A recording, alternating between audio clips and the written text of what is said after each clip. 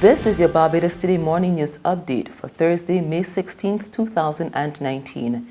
Thanks for joining us. I'm Carol Williams. We begin with news of a disturbing challenge, one that involves students committing violent acts against teachers for points from their schoolmates. The trend was reported by President of the Barbados Secondary Teachers Union, Marian Redmond, at yesterday's mass meeting of teachers. So there is this points challenge now circulating the schools, and if you attack a teacher, you get points. Yes. So student on teacher attacks to score points. I would never forget the female student at Ellerslie who attacked our member there and kicked and spat and whatever. On her Facebook page, she had indicated from about 2 months before that she intended to attack the teacher. I saw it myself. Barbados won't be engaged in a shouting match on LIAT that stands by Prime Minister Mia Mottley amid talk that Antigua and Barbuda wants to buy Barbados' majority shares in the regional airline. At the annual luncheon of the Barbados Employers Confederation yesterday, the Prime Minister didn't say whether the country intends to dispose of its 49% shareholding interest. Instead, she says her focus is on ensuring reliable and affordable regional transportation. I have been in public life long enough to know that when discussions are at a sensitive stage, that the worst thing you can do is up the ante by trying to have some kind of public expression that may well lead to hardened positions and an inability for people to negotiate in good faith. Suffice it to say that the government of Barbados, at the appropriate time, when discussions are concluded with stakeholders at all levels, will speak to the country. Suffice it to say that by whatever means we choose, whether existing or other, there will be a commitment to providing affordable, reliable air travel between those in the Caribbean, because without that, we accept that there will be a serious constraint on our people. The final legislative hurdle has been cleared 1 day after the House approved the payment of gratuities and pensions for 84 retrenched workers of the Ministry of Transport, Works and Maintenance. The Senate has done the same.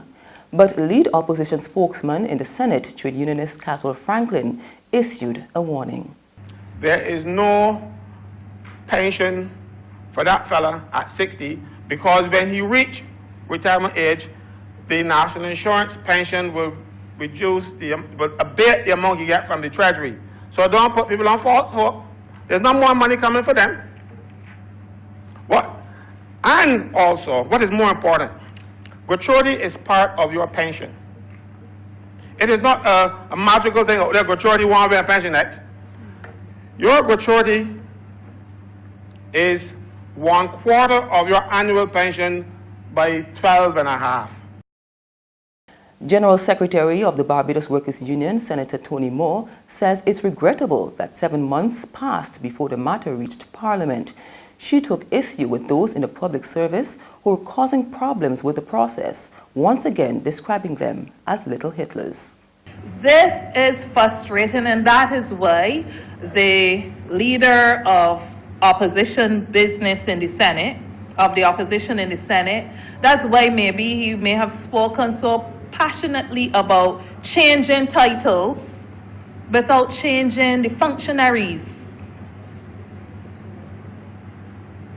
A serious problem we have, because every time that we have encountered areas of difficulty, it isn't that the decisions that were being taken in themselves are problematic, but it is that the people executing these decisions are not executing in a manner that would not create the kind of confusion that is before us today.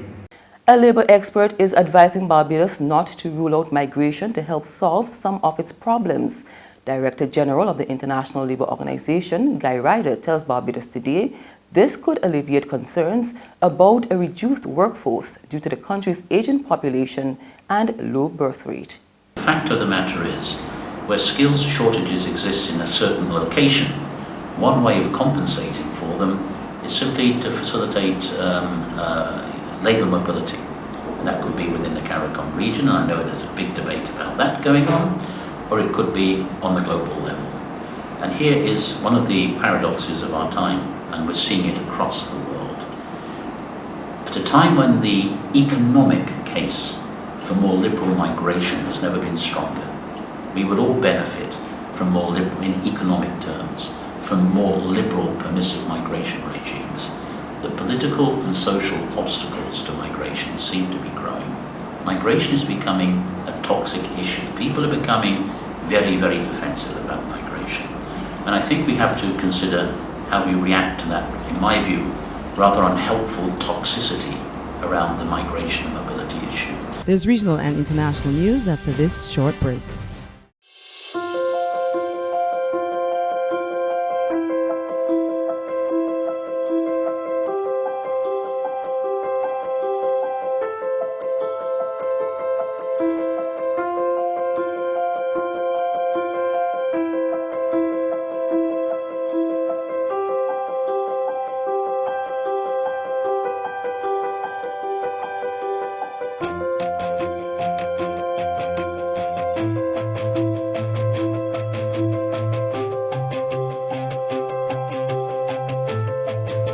Barbados Today, news you can trust.